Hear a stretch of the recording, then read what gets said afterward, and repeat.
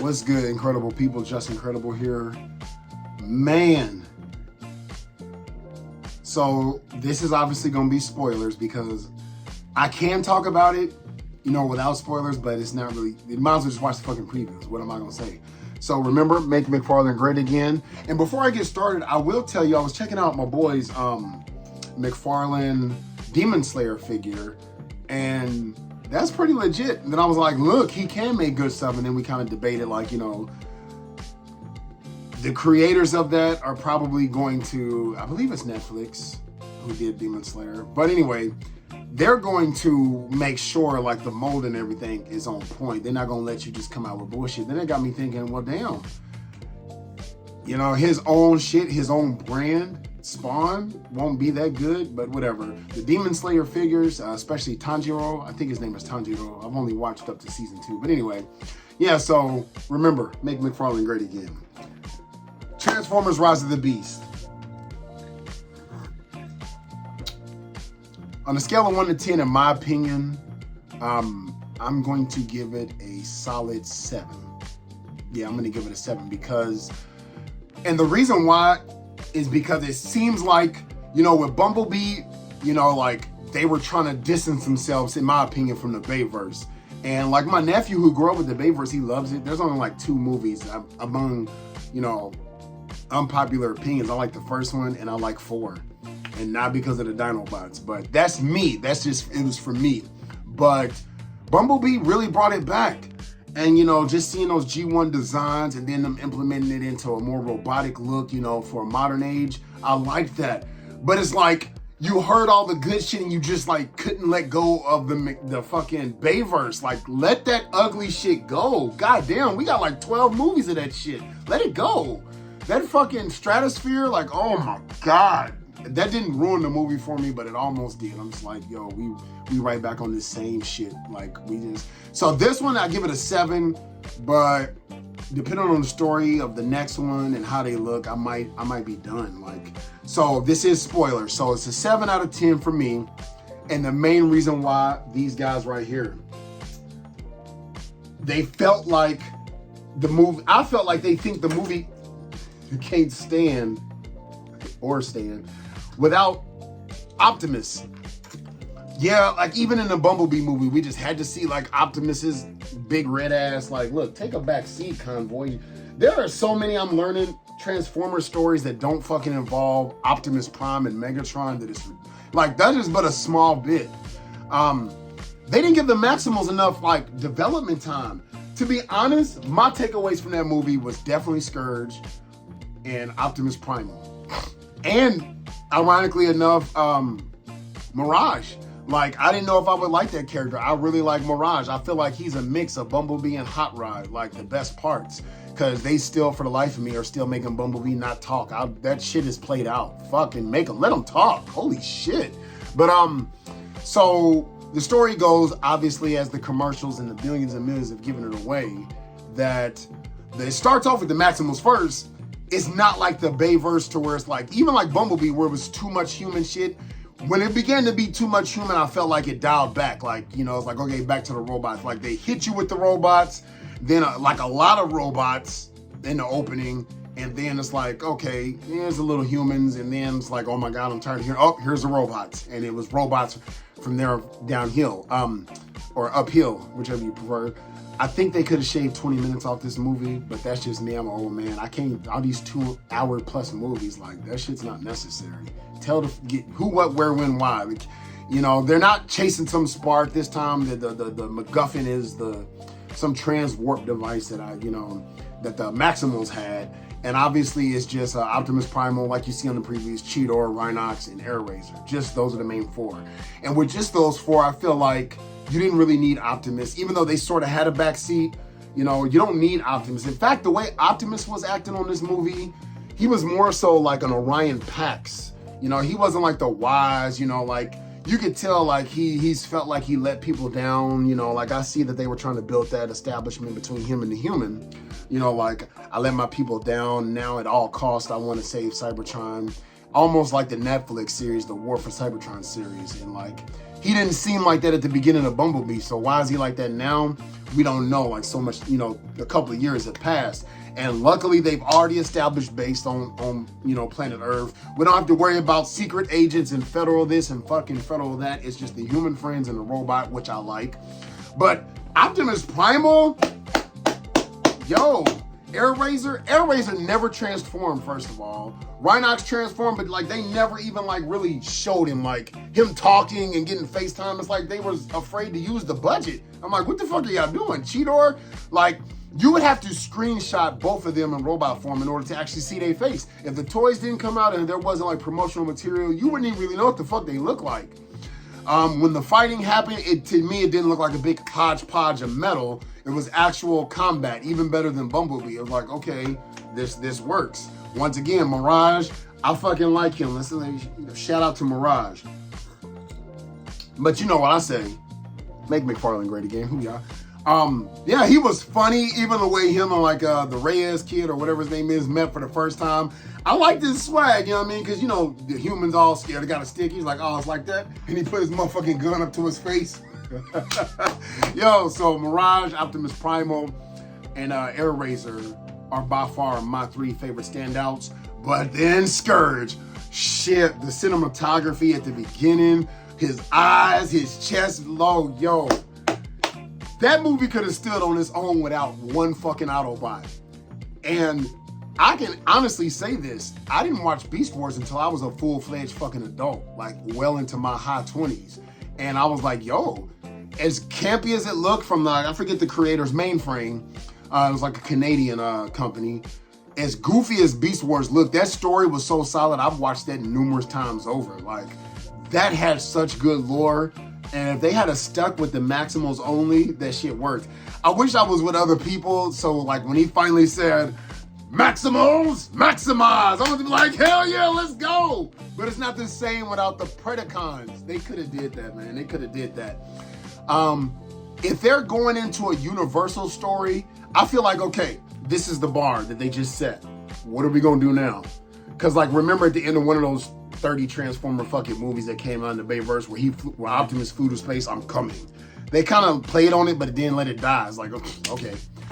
Fucking Unicron, I got a picture of him here. I'm gonna put it like Unicron transforms. Pull out all the stops, take fucking risk, and if you can't afford the budget, sell that shit to Disney. They'll fucking do it. If there's one movie that needs to be heavily CG, that's a Transformers movie. So give them the budget. It looked beautiful. I love the way it looked. Not one character that I look at other than Stratosphere. Oh my God. Ugh. And was like, they're ugly. I'm like, yo, they cool. I feel like what was I about to say? The 3 Terracons, that worked. But once again, can't think of his name right now because all I can think of is Scourge. But yeah, this guy right here, like, comment down below or I might remember his name. I can't think right now, but they didn't get much time. Like, there was no real time to develop the characters. And that's a shame because I went to go see Transformers. They made enough character for the goddamn humans. You best believe that shit. Fuck the humans. Hey, they change every fucking movie, so why do I care about the humans? Except for one, and we're gonna get into spoiler territory, like end credit spoilers. So like, I'll give a heads up, but yeah, what's the point of them? I didn't hate them, but it's just like, yo, like, these robots, like, what, they just gonna switch them out like they used to do Megatron?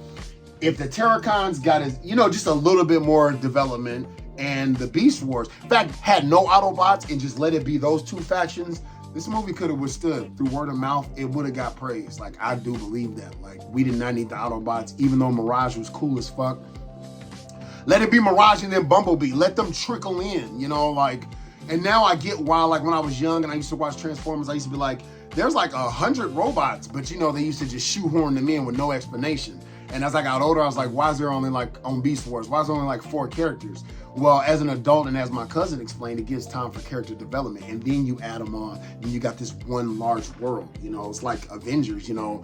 You couldn't just go straight to Endgame. You had to build this world to where, you know, they could have did like Endgame. If you remember, like, they were in separate like factions to where like, or as I was watching with my girlfriend, I'm introducing her into Stranger Things. You know, it'll be times where like they'd be like Harper and the mom, they were all separate even on season 1 until they all came together. You know what I'm saying? So they should have did something like that, which they thought they were doing, but it fell flat. You didn't see Maximize until literally like the last, you know, the third, need a drink because I'm tripping, but Make McFarlane Great Again. The third act. But that payoff was great. It's almost like Captain America saying Avengers Assemble. So, I'm not really gonna keep all these figures. This guy, like, I mean, he was kind of funny. I believe he had like a Spanish accent, you know, but it's like, it fell flat. Nothing really came of him. It was just like, okay, like, he went from being like the guy on the beginning of the Bumblebee movie to this. Like, how does your personality and your like voice box change just because you take on an old form? Which I will say, Mirage did. People was like, that's Hound. No, after looking at the history, because I didn't really know much of it. Like, no, Mirage did use fucking holograms, but he did disappear as well. He utilized that heavily on this. He even like paid homage to his original like Formula race car, like, but just briefly, which still worked, but I do like him. Towards the end, he, you know, like if you see the trailer, he's like, yo, take the wheel. And he gave him like a part of his body and it like formed on his arm. If you remember like this exosuit I got right here, like they paid homage to this to where like he was kind of battle damaged. So him and his human companion like formed this. And my only thing with that was like, hold on. Like, I know Reyes does have military background, but he was kicking more ass than the actual Autobot himself. I'm like, how is his blast affecting Scourge and the actual Autobot before he gave the human his shit? So, you know, that's a nerdy nitpick. If I was neckbeard, like, oh, and now he's... No, but it was believable. I liked it. The fighting was cool. It made me also think of Miko on Prime, where she had like, they had like different little things they had to get, and she got like this power suit. You know what I mean? I fucking like Miko. That's my favorite human friend, period. If you ever watch Prime, hell yeah, Miko and the Wreckers, boy, let's go. But needless to say, Unicron doesn't transform. Prime, like, he didn't seem much like a fucking Prime. Like, there was no stake power levels. Like, you know, when you're watching like an anime or something, like take the Ginyu versus Vegeta, Piccolo, and all them. You know Piccolo, Vegeta, Gohan, you know, they're strong. But when Raccoon is making a fool of them, that shows how strong Raccoon is. So then when Goku comes in and drops this motherfucker with one elbow to the chest, you now have a power dynamic like, okay, this dude is strong. We saw Jason Birder taking on everybody and they were just unstoppable. Goku made fools of them. So for Scourge to beat the shit out of everybody that he fought, like there was no like dynamic. You can't just give him a fucking, you know, like, oh, well, he was made by Unicron, so he's that. No. This is a fucking Prime. No, he's kicking 2 Prime's asses. No, that just don't fly. Like, you had to show him do something else. Like, if he had to show the stakes to where he busts in on the Decepticons or something, which, spoiler alert, they're nowhere to be seen, I guess. Show me him kick the shit out of Megatron or, or beat the shit out of Starscream and all them like it's effortless. Then I'll be like, okay, this motherfucker's a force to be reckoned with. But I wouldn't care if you didn't fucking have the Autobots in the movie at all. So, movie was good. I'm only gonna keep, like, as far as my Transformers, I just like this, and I'm gonna get Scourge. And there's a premium Optimus Primal. I'm gonna go ahead and get that. I don't pre-order. Fuck that. That shit already sold out. I don't give a shit. I'll catch it when I catch it.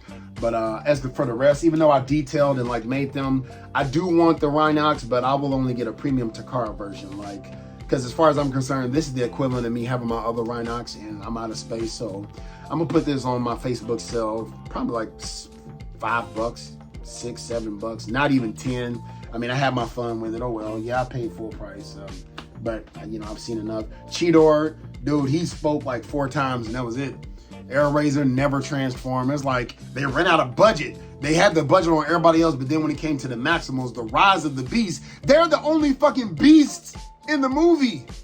That was like the say hello to the Beast, but not the fucking Rise. But whatever, man. I give it a 7 out of 10. To me, it's better than Bumblebee, but the reason Bumblebee is a better film to me, more watchable, is because it has that G1 look. Not ones that I hear like the.